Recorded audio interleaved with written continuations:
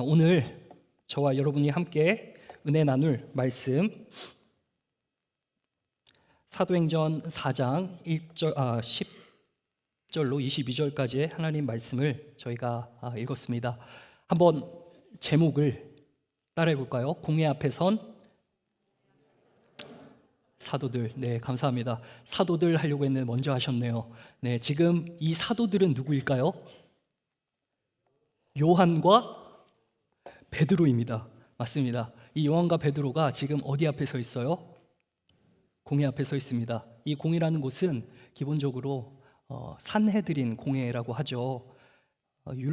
율법을 맡은 제사장들, 그리고 그 제사장들의 으뜸이었던 대제사장, 그래서 제사장들 70인과 대제사장 1인으로 총 71명으로 구성되어 있는 유대 민족들을 다스리는, 그리고 치리하는 최고의 행정기구이자 사법기구입니다. 이곳에서 모든 재판이 일어납니다. 근데 이곳에 지금 베드로와 요한이 어떻게 돼 있을까요? 잡혀 있습니다. 주님께서 돌아가신 지 50일째 되지 않은, 그래서 예수님을 믿는 제자들과 그의 도당들을 잡아들이기에 가장 적기였던 시기가 바로 이 시기이기도 했죠.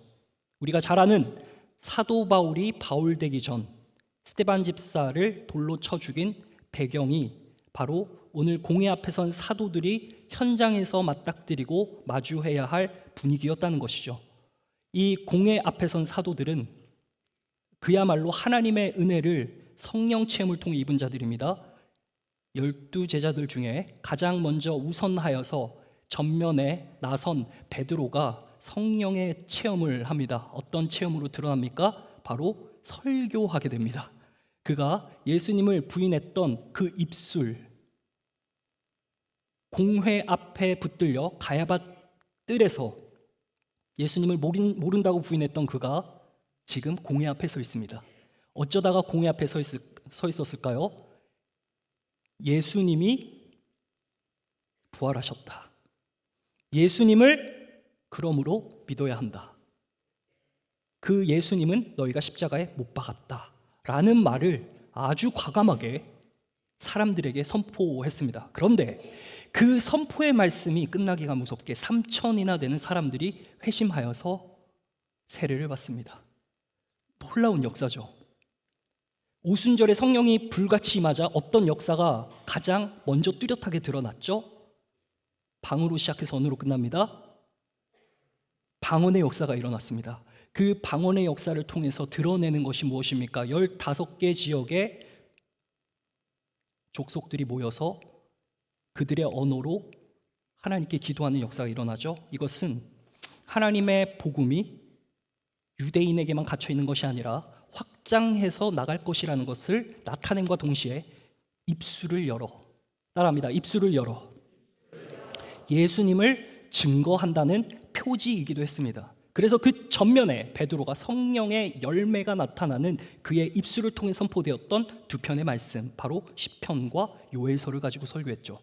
요엘서에서의 드러나는 이야기는 하늘의 표적과 땅의 기적이 일어나는 일을 예수님께서 지상 33년 계시는 동안에 펼치셨던 기적과 연결시킵니다. 그리고 시편서는 주의 거룩한 자의 영혼이 음부에 가지 아니하며 주의 거룩한 자의 몸이 썩어지지 않는다는 말을 예수님의 부활과 연결시킵니다.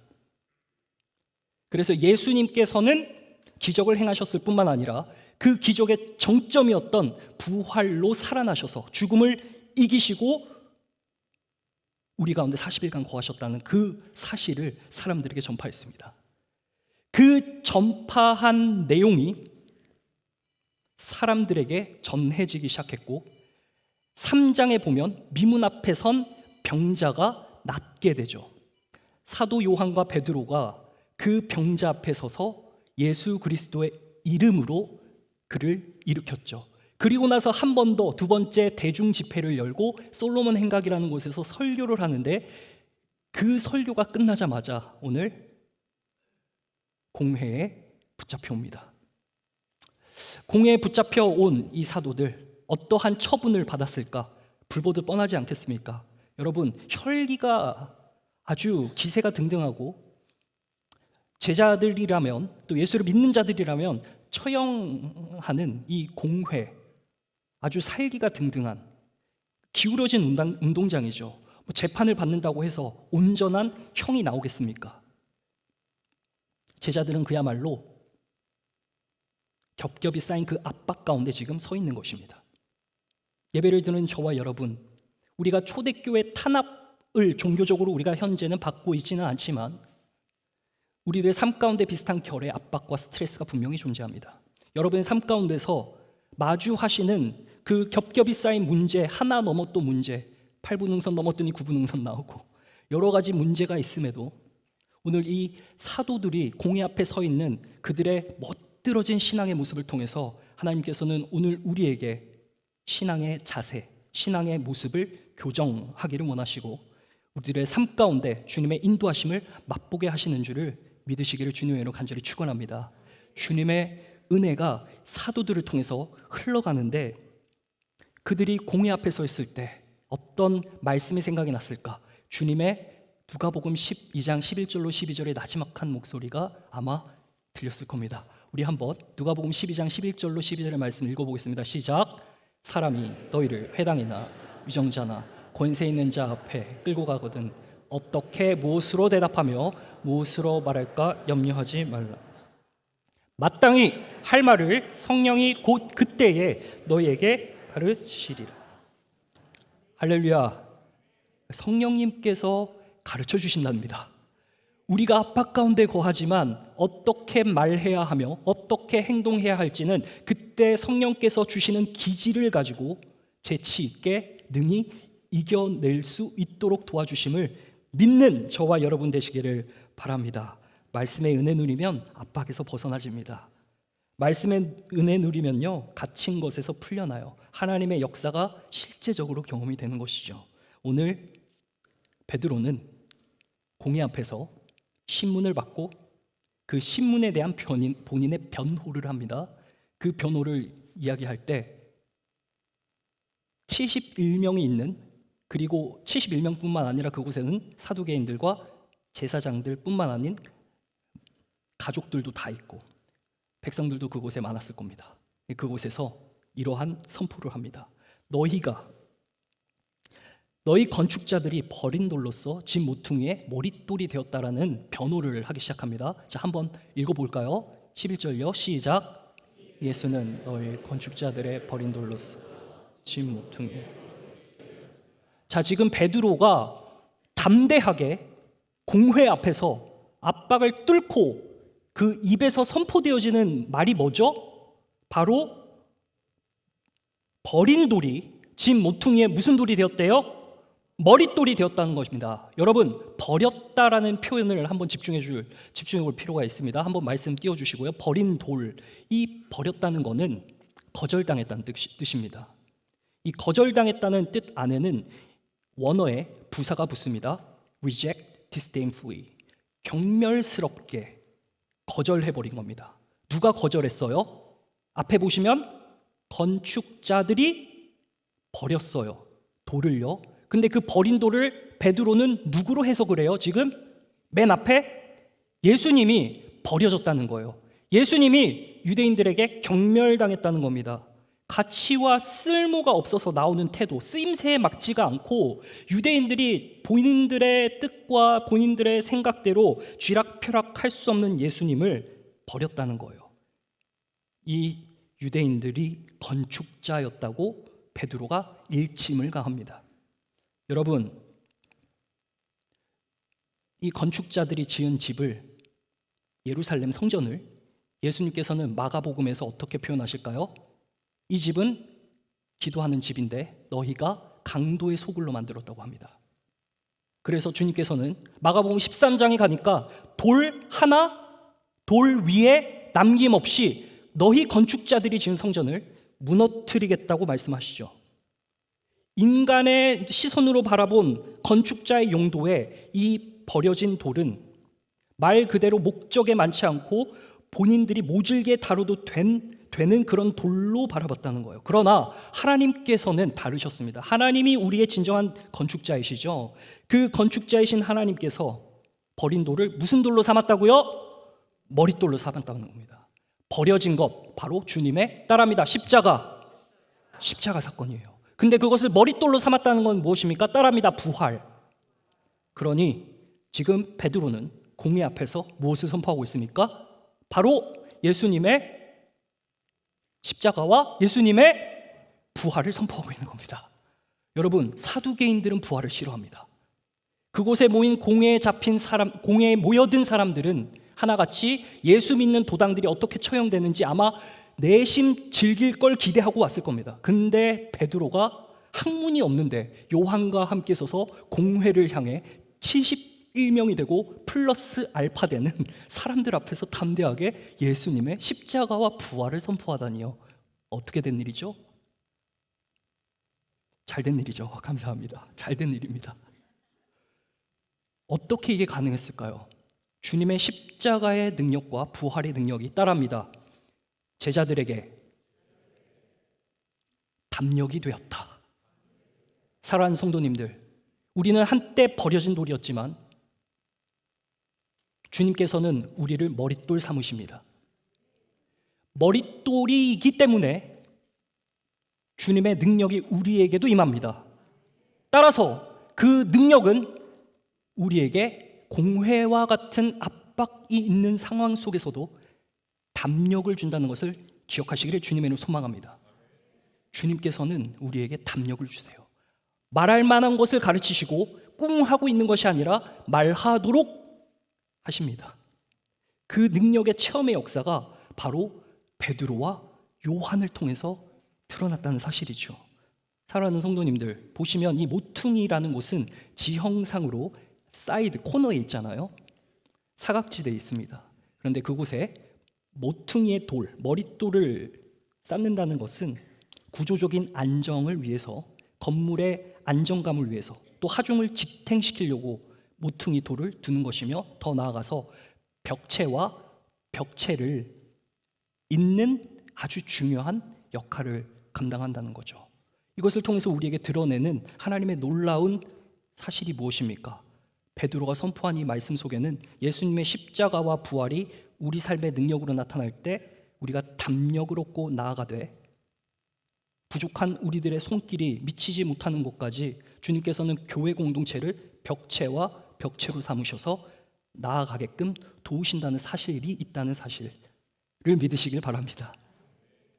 주님께서는 베드로를 강하게 붙드셨습니다. 이 시편의 말씀을 베드로가 선포하면서 공회가 아주 이 말씀을 듣고는 익숙한 무언가가 떠올랐을 겁니다. 무엇이냐? 지금 건축자의 버린 돌로 치 보통의 머릿돌이 되었다는 것은요, 사실상 시편 118편에 나오는 아주 유명한 말씀입니다. 시편 118편은 기본적으로 유대인의 절기였던 유월절과 초막절, 그리고 77절, 마침 77절이 지금 오순절의 이 상황이잖아요. 이 상황에서 불려졌던 찬송가입니다. 어떤 찬송가냐? 전쟁에서 승리케 하신, 그리고 그곳에서 구원을 하시는 주님을 찬양하면서 감사를 드리는 군가예요. 뭐라고요? 군가, 행진곡입니다. 예수님께서 건축자들이 지은 집으로 입성하실 때에 사람들이 다 종려나무 가지를 두고 뭐라고 합니까? 찬송하리로다. 가장 높은 곳에서 뭐예요? 영광하면서 호산나를 외쳤습니다. 호산나가 무슨 뜻입니까? 시편 118편 26절을 주목하시면 여호와여 이제 구하옵나니 구원하소서라는 뜻이죠. 그 시편의 말씀의 문맥에서 보면 16절에 여호와의 오른손이 높이 들렸으며 여호와께서 권능을 베푸시는도다. 그 다음이 중요합니다. 17절. 이제 내가 죽지 않고 살아서, 내가 죽지 않고 살아서 여호와께서 하시는 일을 선포하리로다 라고 다윗이 고백하고 있습니다. 이 말씀을 공회 앞에서 말씀을 잘하는 그 사람들에게 던진 겁니다. 보통 담력으로는 안 되는 일이죠. 그러나 베드로가 멋들어지게 선포하고 있는 것입니다. 우리 시편 118편 기왕 말 나온 김에 한번 읽어볼까요? 21절과 22절 말씀, 23절까지입니다. 다 함께 시작. 주께서 내게 응답하시고 나의 구원이 되셨으니 내가 주께 감사하리다. 건축자가 버린 돌이 진 모퉁이의 머릿돌이 되었나니 이는 여호와께서 하신 것이요.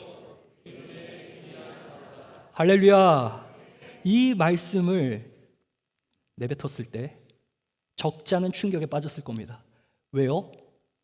담대하게 선포한 이 말씀은 바로 예수님에 대한 이야기이기 때문입니다. 율법과 선지서와 시편을 너희가 읽느냐? 이것은 나에 대해서 증거했다. 예수님의 말씀입니다. 예수님에 대한 이야기인 것이죠. 너희가 버린 돌이, 너희의 쓰임새에 맞지 않다고 버려진 그 돌이 사실상 주님께서 그의 오른손으로 사도행전 2장 33절 말씀에 근거해서 예수를 높이셨다.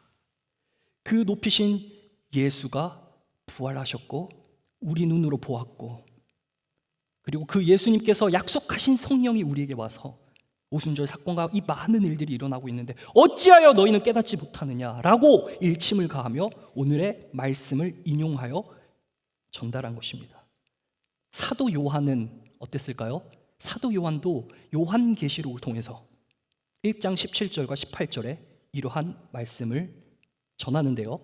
내가 볼 때에 그의 발 앞에 엎드려져, 예수님을 본 겁니다. 환상 중에. 그러니까 죽은 자 같이 되매 그가 오른손을 얹고 이르시되 두려워하지 말라. 주님께서 붙드시는 손은 우리에게 위로하시고 평안 주시는 손인 줄 믿으시길 바랍니다. 더 나아가서 담대하게 하신다는 겁니다. 반모라는 섬 중에 있어도 도미티안의 AD 96년 그 치세로 인해서 압박이 어마어마하고 탄압이 막 시작되게 되었을 때도 굴하지 않고 하나님의 말씀을 증거한 요한, 나는 처음이요 마지막이니 예수님의 목소리를 들었습니다. 처음이다. 무엇입니까? 십자가 초림. 마지막이다. 뭡니까? 재림의 영광.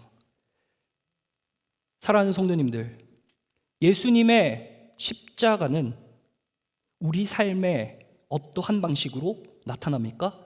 십자가의 고통이 자기 부인의 삶을 통해 일평생 동안 지속이 되죠. 그러나 그 끝에 가서는 예수 그리스도의 부활로 말미암아 우리가 하나님의 영광을 마주하는 부활의 몸을 주님과 똑같이 입는다는 그 사실을 우리가 기억해야 할 것입니다.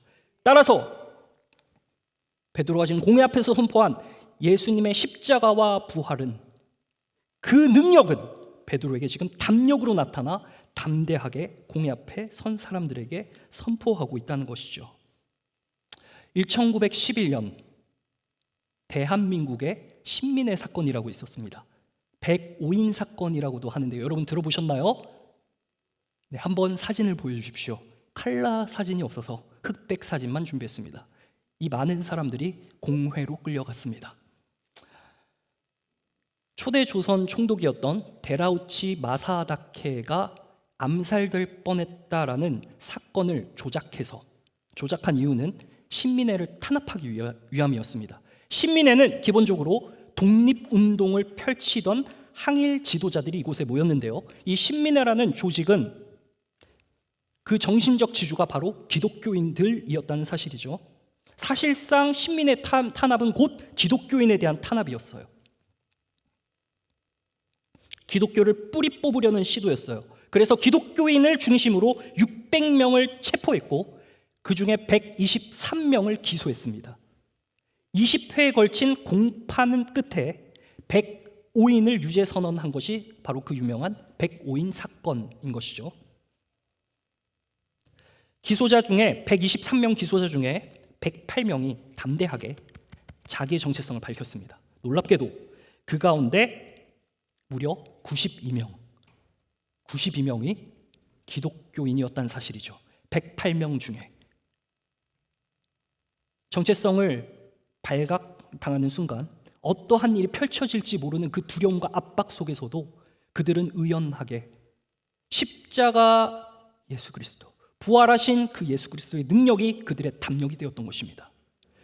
1907년의 평양 사건을 그들이 받았던 것입니다. 회심하여 돌아선 그들이 주님을 배신하지 않고 주님 가시는 그 길을 따라 그들의 정체성을 버려진 돌이었지만 머릿돌 삼으신 그 주님을 따라 가려는 그 당당함이 그들에게 있었다는 것입니다. 사랑하는 성도님들, 우리 삶 가운데서도 담력이 필요한 부분들이 있죠. 내년 사업을 혹은 내년 사역을 진행하는 가운데 두려움이 있을 수도 있습니다. 조금 불편하거나 언짢은 상황들이 생길 수도 있고, 그 가운데서 이 스트레스가 올 수도 있습니다. 여러분, 청년부를 맡은 저로서도 내년 사업, 사역이 어떻게 진행될지 너무나도 기대되고 설렙니다. 그런데 한편으로는 두렵습니다. 여러분, 그러나 주님께서 내 기초석이 되시고 주님께서 그 놀라운 영광의 빛으로 나를 비추시니 내가 날마다 주님 음성 들을 때 담력이 생기는 그 마음을 얼마나 감사한지 말할 수가 없습니다. 사랑하는 성도님들, 주님의 능력이 여러분의 담력 되시기를 소망합니다. 어떠한 압박 가운데서도 주님의 기초석이 우리들의 모든 것을 지탱한다는 사실을 믿음으로 나아가는 저와 여러분 되시기를 주님으로 축원합니다. 한번 스스로에게 격려해 봅시다. 다시 보니 주 안에서 튼튼한 사람이었구나. 한번 쓰다듬으면서 한번 해볼까요? 다시 보니 주 안에서 튼튼한 자였구나. 옆 사람을 보면 격려합니다. 당신을 보니 든든합니다. 사랑하는 성도님들, 튼튼한 기초석 위에 세워진 우리는 벽체와 벽체를 이으며 든든한 교회로, 평안한 교회로 나아가야 될 줄로 믿습니다. 이러한 사도들의 자신감은 근거 있는 자신감이었죠. 주님의 부활과 그 십자가의 죽으신 사건이 역사적인 사실이었기 때문이죠. 그런데 그 근거로 인해서 담력이 생긴 것으로만 그친 것이 아니라 그 근거는 증거로 나타났습니다. 그 증거가 무엇일까요? 바로 병 나은 사람이 공회 앞에 같이 서 있던 그 장면을 우리가 보면은 알 수 있습니다. 자, 본문 14절의 말씀을 함께 읽어보도록 하겠습니다. 함께 시작. 병 나은 사람이 그들과 함께 서 있는 것을 보고 비난한 말이 할렐루야. 사랑하는 성도님들, 우리의 삶 가운데 일어나는 내적 변화, 바로 주시는 담력이 우리의 삶 가운데 지속되기를 소망하지만 동시에 그 내적 변화를 통해 외적인 증거가 나타나는 것을 사모하시기를 바랍니다. 우리의 삶 가운데 성령의 역사는 여전히 진행되고 있으며 성령이 한 사람을 찾으시고 그 한 사람을 통해서 벽체와 벽체를 이룰 수 있는 강건한 교회 공동체로 세우기를 원하신다는 사실입니다. 여러분 한 분 한 분 그 심령 가운데 주님의 능력이 있기 때문에 여러분들이 그것을 믿고 담대함을 가지고 나아가실 때, 나아가시다 보면 증거들이 생겨납니다. 그 증거들을 사모하시는 저와 여러분 되시길 주님을 축원합니다. 그 증거들이 삶으로 나타나는데 바로 공회 앞에 선 사도들이 그 둘만 외롭게 서 있는 것이 아니라 그 옆에 병 나은 사람이 같이 섰습니다. 이 병 낫다라는 표현은 테라피죠. 나았다라는 뜻이죠. 치료받았다는 뜻입니다. 본문 20절에 보면 이 사람이 몇 살이었을까요? 40이었습니다. 40인데 사도행전 3장 2절로 가면 이 사람이 날 때부터 걷지 못했습니다. 레임이었습니다. 크리플, 아예 걷지 못했습니다. 그러니 나았다라는 감각이 무엇인지 모르는 거죠. 원래부터 건강한 자였는데 불의의 사고를 당했다가 회복이 되어서 예전에 있던 그 감각이 돌아온 게 아니라 걷는다는 감각조차를 몰랐던 사람이 지금 새로운 삶을 받고 버려진 돌 마냥 구걸하는 인성에서 어떻게 됩니까? 하나님을 찬양하는 입술로 바뀌어 사도 요한과 베드로와 함께 성전으로 들어가며 하나님을 찬송했습니다. 그 찬송한 그가 베드로와 요한 곁을 떠나지 않았습니다. 여러분, 요한복음 11장에 보시면 어떤 사건이 일어납니까? 예수님께서 마르다에게 나는 부활이요 생명이니 하고 안심시키시고 누구를 무덤에서 나오라 그랬죠? 나로 시작해서 로로 끝납니다. 나사로를 살리셨습니다. 근데 그 나사로로 인해서 많은 유대인들이 예수님을 믿는 역사가 생기자 요한복음 12장에 가서는 공회에서 작당 모의를 시작합니다. 어떤 것을 모의했을까요? 나사로를 죽이려고 했습니다. 이러한 분위기 속에서 보건대 지금 병 나은 이 사람도 죽을 수도 있는 상황에 분명히 처했을 수도 있다는 거죠. 그럼에도 불구하고 버려진 그가 머릿돌 대신 예수님을 만나자 하나님을 찬양하고 주체할 수 없는 그 담력으로 옆에 나란히 함께 서 있다는 겁니다. 사랑하는 성도님들, 옆에 나란히 서 있는 사람 있습니까? 나와 나란히 함께 이 공동체를 세워갈 사람 있습니까? 있음을 감사하시길 바랍니다.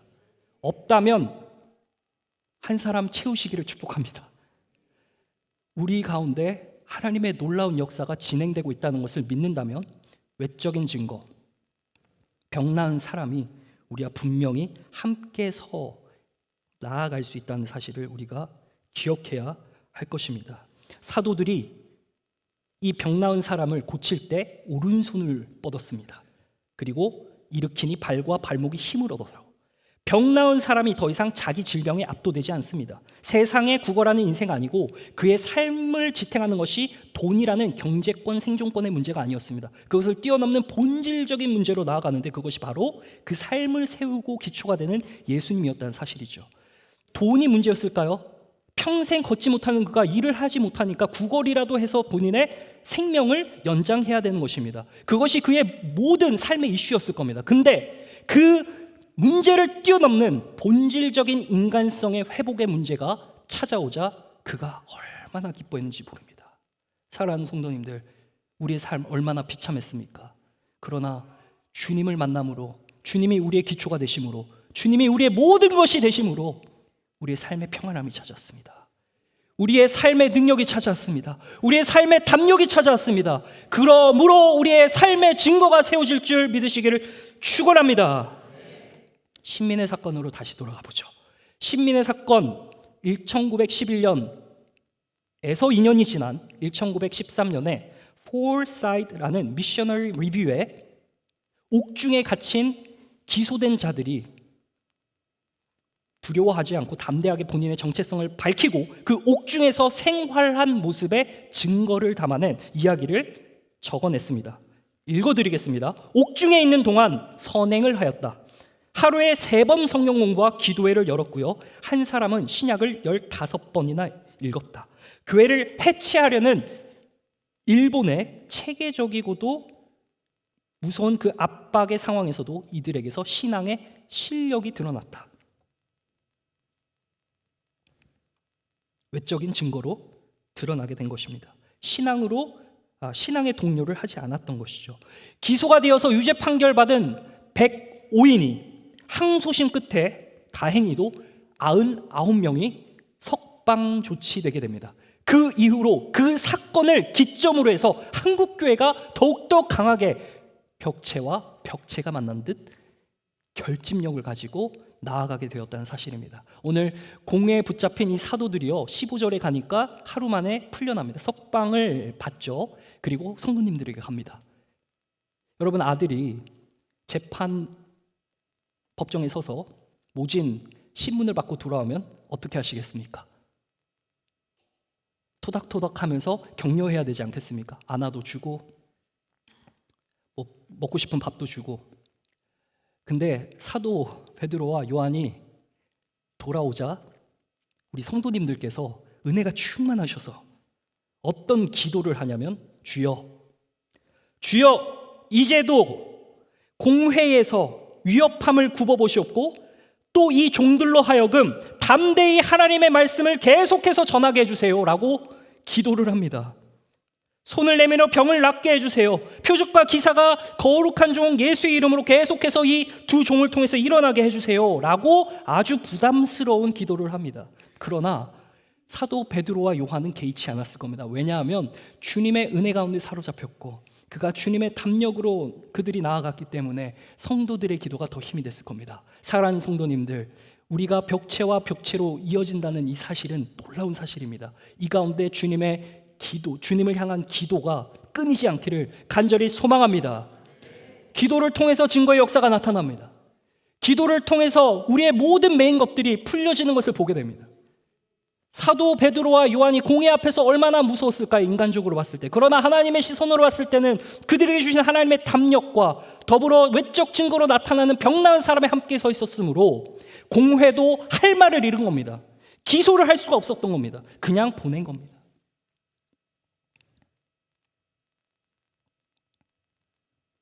베드로가 이 일을 기억하고 베드로전서 2장 4절에서 5절에 이렇게 기록합니다. 한번 보도록 하겠습니다. 시작. 사람에게는 버림바가 되었으나 하나님께는 택하심을 입은 보배로운 살 돌이신 예수께 나아가 너희도 산돌같이 신령한 집으로 세워지고 예수 그리스도로 말미암아 하나님이 기쁘게 받으실 신령한 제사를 드릴 거룩한 제사장이 할렐루야. 우리가 주님께로 나아가는 매일의 삶이 되시기를 축원합니다. 주님의 능력이 나타나기 위해 우리가 주님께 매달려 있어야 되고 붙어 있어야 된다는 사실입니다.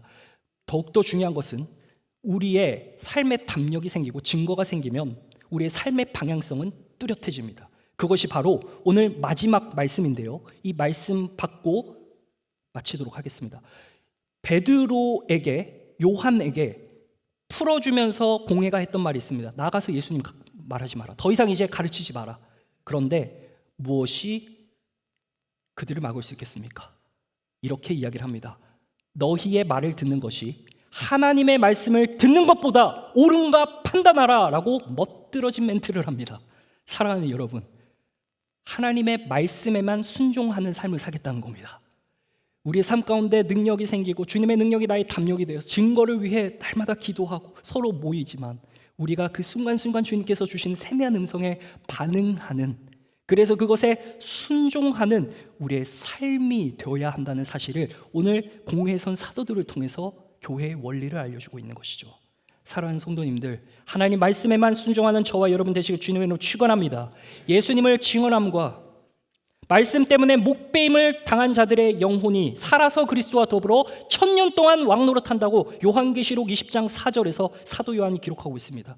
하나님의 말씀을 순종함으로 기꺼이 목을 내놓고 순교했던 자들은 그 순교에 합당한 그 순종을 내보이는 이유가 바로 하나님께서 영광스러운 그리스도와 같은 왕노릇을 할 수 있도록 해준다는 사실 때문이었습니다. 여러분, 우리가 말씀에 순종한다는 건 단순히 듣고 따르는 것에 그치는 것이 아니라 영원한 영광이 우리에게 왕노릇으로 주어지기 때문에 그 순종을 하는 것입니다.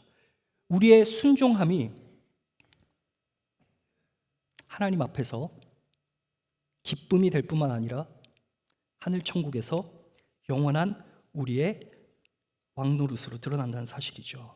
여러분, 마지막 한 친구를 좀 소개를 하고 제가 말씀을 줄여 마칠까 합니다. 아버지께서 제가 군대 갈 때 늘 기도하셨던 게 있습니다. 군대 가서 좋은 친구 한 명 만나게 해주세요. 다니엘과 같은 친구 만나게 해주세요 했는데 제가 다니엘과 같은 친구를 만났습니다. 그 친구의 영어 이름이 다니엘입니다. 정종훈이라는 친구인데 사진 한번 보여주시면요, 이 친구가 탄자니아에서 민간인 선교사로 있습니다. 학교를 세웠고요, 하나님의 사랑을 아이들에게 전하기 위해 어린이날을 제정했습니다. 그 시에 공식 시립 행사로 지정될 정도로 이 친구의 영향력이 있던 것이죠. 하나님의 음성에 반응했어요. 순종했습니다. 힘든 그 선교를 주저하지 않고 갔습니다. 그러다가 교육 정책과 법이 필요하다는 것을 알고 한국으로 돌아와 그 선교 확장을 위해서 로스쿨에 입학을 했다고 합니다. 로스쿨의 이름은 밝힐 수 없지만 3학년 졸업학기 때 학교에서 변호사 시험을 보잖아요. 그 변호사 시험의 합격률을 학교마다 높이기 위해서 떨어질 만한 친구들은 마지막 3학년 때 듣는 필수 과목에 낙제점을 다 준다고 합니다. 마지막에 들어야 할 필수 과목에서 낙제점을 받으면 변호사 시험에 응시를 못해요. 근데 어떤 학생은 8년 동안 변호사 시험을 못 봤습니다. 그러니까 이것이 얼마나 불의한 일인가라는 것을 본인이 딱 직감을 했고 이것을 가지고 무언가를 해야 되겠다는 부담스러운 주님의 음성이 마음속에 계속 있었답니다. 거룩한 부담이지만 누구도 감당 못할 부담인 것이죠. 하나님 마음 주셔서 기도로 무릎을 꿇다가 학과 책임 교수님에게 나아가서 이러한 불이한 것을 철회해달라고 여러 번 요구를 해요. 이 친구는 상위 점수를 받고 졸업반의 졸업시험도 통과했고 이제 변호사 시험만을 남겨두고 있지만 이러한 불이한 일에 맞서서 교수님께 찾아가서 이야기를 하자 교수님께서 너 재적 처리당할 수 있어 라고 압박을 가해 오시는 겁니다. 어떻게 했을까요? 깨갱하고 그 일을 더 이상 하지 않았을까요? 그랬다면 제가 이야기를 꺼내지 않았겠죠. 여러분, 학교 대상으로 무리한 일을 저지릅니다. 학교 대상으로 소송을 겁니다. 주변에서 돕는 손길들이 있어서 참 소송을 진행함에 있어서 큰 도움도 됐는데 본인 스스로 기도하며 하나님께서 기뻐하시는 일이라고 생각하고 그 일을 벌이면서 하나님의 마음을 깊이 알게 되는 계기가 됐고 또 하나님과 친밀해지는 계기가 되었다고 합니다. 결과는 어떻게 됐을까요? 누가 이겼을까요? 이 친구가 졌을까요? 학교가 졌을까요? 네, 드라마틱한 일은 벌어지지 않더군요. 학교가 이겼습니다. 그런데 그 삶의 증거가 나타났습니다. 졸업하지 못한 학생들이 다 졸업하게 됐습니다. 이 친구가 압박과 스트레스 굴하지 않고 하나님 말씀에, 이 친구가 이틀 전에 저한테 보낸 카톡 내용입니다. 하나님 말씀에 순종하기 위해 최선을 다했대요. 그런데 놀랍게도 하나님께서 이후에 자신의 길을 인도하시더라고요. 탄자니아 선교는 계속되었습니다. 교육대학원과 부설학교를 설립했습니다. 국내에서 교육 선교단체 대표로 위촉이 됐고요. 기독교 가치관으로 쓰여진 교과서를 집필하고 기독교 과학자들과 연간 수천 명의 학생들에게 창조주이신 머릿돌 대신 예수님을 전하는 우주생명과학 캠프라는 것을 운영하고 있습니다.